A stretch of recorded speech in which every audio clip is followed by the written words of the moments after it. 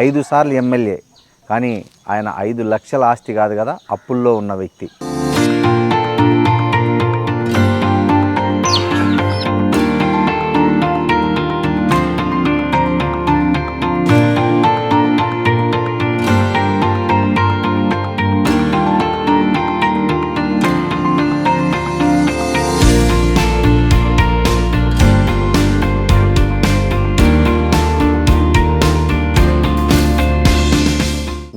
బయోగ్రఫీని కన్నడ నటుడు రాజ్ కుమార్ కొడుకు ఆయన హీరోగా పెట్టి ఒక సినిమా తీస్తున్నారు. ఆ సినిమా కథ మీకు వినిపించారా? ఏముంటుంది, ఎట్లుంటుంది? కథ వాళ్ళు వినిపించటం కాదు, మా దగ్గర నుంచి ఆ కథ అంతా తీసుకుని పోయారు. సైకిల్ మీద పోయే వాళ్ళ అసెంబ్లీకి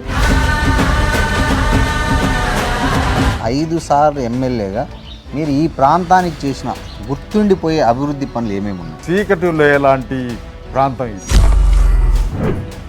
కరెంటు తీసుకుపోయాం, రవాణా సౌకర్యం కల్పించాం, అన్ని మండలాల్లో.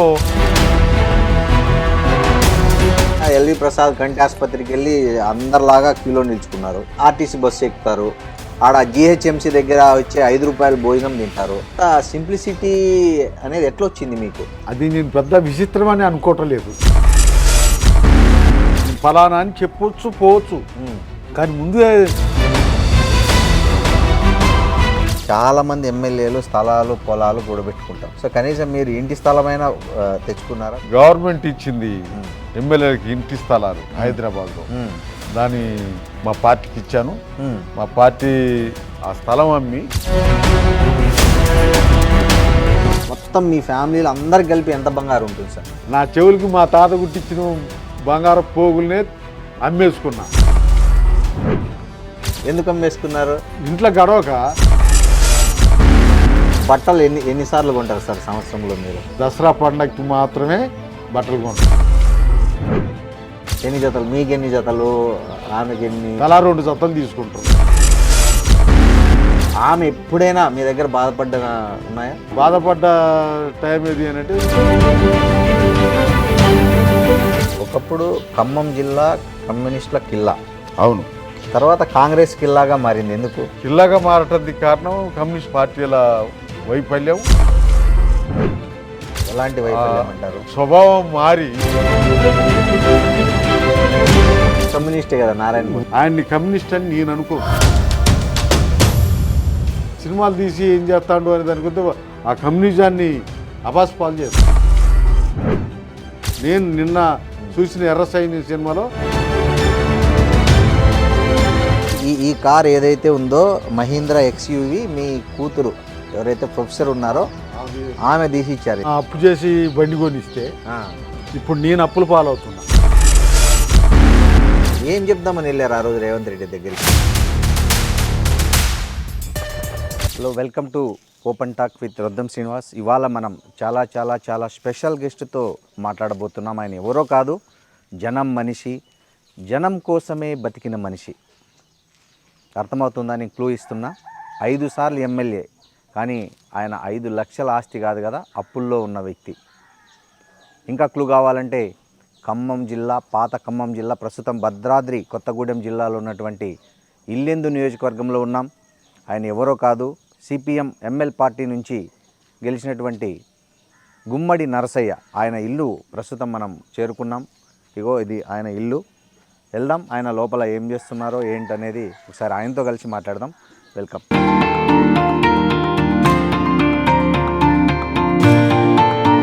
సార్ నమస్తే, ఐ డ్రీమ్ నుంచి. Thank you. అదే మిమ్మల్ని ఇట్లా లైవ్లీగా చూద్దామని వచ్చాం సార్. నమస్తే సార్, నా పేరు శ్రీనివాస్, రొద్దం శ్రీనివాస్, సీనియర్ జర్నలిస్ట్ని. భారత రాజకీయాల్లో గాంధీ ఒక నిరాడంబరతకు, నిబద్ధతకు, క్రమశిక్షణకు, నిజాయితీకి ఎలా మనం ప్రసిద్ధి చెందారో తెలుగు రాష్ట్ర రాజకీయాల్లో మీరు అలా ప్రసిద్ధి చెందిన వ్యక్తి. మీకు నమస్కారాలు, సాష్టాంగ నమస్కారాలు ఫస్ట్ ఆఫ్ ఆల్. ఎందుకంటే ఇవాళ రేపు ఒక సర్పంచ్ కొడుకు, వార్డు మెంబర్ కొడుకు కూడా ఎంత హంగామా హల్చల్ చేస్తున్నారో చూస్తున్నాం మనం. కానీ మీరు 5 సార్లు ఎమ్మెల్యే, అది కూడా అసలు ఏ పార్టీ, బుర్జువా పార్టీల నుంచి కాకుండా ఒక సిపిఐఎంఎల్ న్యూ డెమోక్రసీ నుంచి ఎన్నికైన వ్యక్తి మీరు. న్యూ డెమోక్రసీ కాదు, ప్రజాపంద. ప్రజాపంద. ఓకే. సో 5 సార్లు ఎమ్మెల్యే అయ్యారు. ఇలాంటి అతి సాధారణ జీవితం గడుపుతున్నారు. సో ఎక్కడి నుంచి వచ్చింది సార్ ఈ స్పిరిట్ మీకు? మీరు ఇప్పుడే గాంధీ గారిని గురించి మాట్లాడారు. నన్ను గాంధీ గారి లాగా పోల్చాల్సిన అవసరం లేదు. ఓకే. గాంధీ గారు ఉన్నతమైనటువంటి కుటుంబం నుంచి ఆ స్థాయి నుండి వచ్చినటువంటి అతను. ఆయన ఆదర్శాలని తీసుకోవాల్సినటువంటి అవసరం లేదు. ఓకే. మాకు సంబంధించినటువంటి విషయానికి వస్తే మేము 5 సార్లు ఎమ్మెల్యే అయినా ఇంత సాధారణంగా ఎట్లున్నారు అనే విషయానికి వస్తే, మేము నేచురల్గా వెనకబడ్డ ప్రాంతం నుండి, వెనకబడ్డ జాతి నుండి, వెనకబడ్డ కుటుంబం నుంచి వచ్చినటువంటి వాళ్ళం. మాకు ప్రత్యేకంగా దాన్ని పోల్చాల్సినటువంటి అవసరం లేదు. ఓకే. వెనకబడ్డ జాతి, వెనకబడ్డ ప్రాంతం, వెనకబడ్డ కుటుంబం మాది. అట్లా మా పుట్టుక నుండే ఈ సాధారణమైనటువంటి విషయాల్ని చూడాలి. మేము అట్లా వెనకబడినటువంటి వాళ్ళం కాబట్టి ఆ పరిస్థితి నుంచే పెరిగిన వాళ్ళం కాబట్టి, అదే సమయంలో ఈ వెనకబడ్డ కుటుంబం, వెనకబడ్డ ప్రాంతం, వెనకబడ్డ జాతి అనేటువంటిది ఏదైతే ఉందో అది మమ్మల్ని అట్లా. జనరల్గా మనిషి స్వభావం ఏంటంటే, ఏదైతే తను లేనితనాన్ని అనుభవిస్తాడో అవకాశం ఉన్నప్పుడు దాన్ని ఆస్వాదించాలనుకుంటాడు కదా. జనరల్గా మనిషి స్వభావం అది.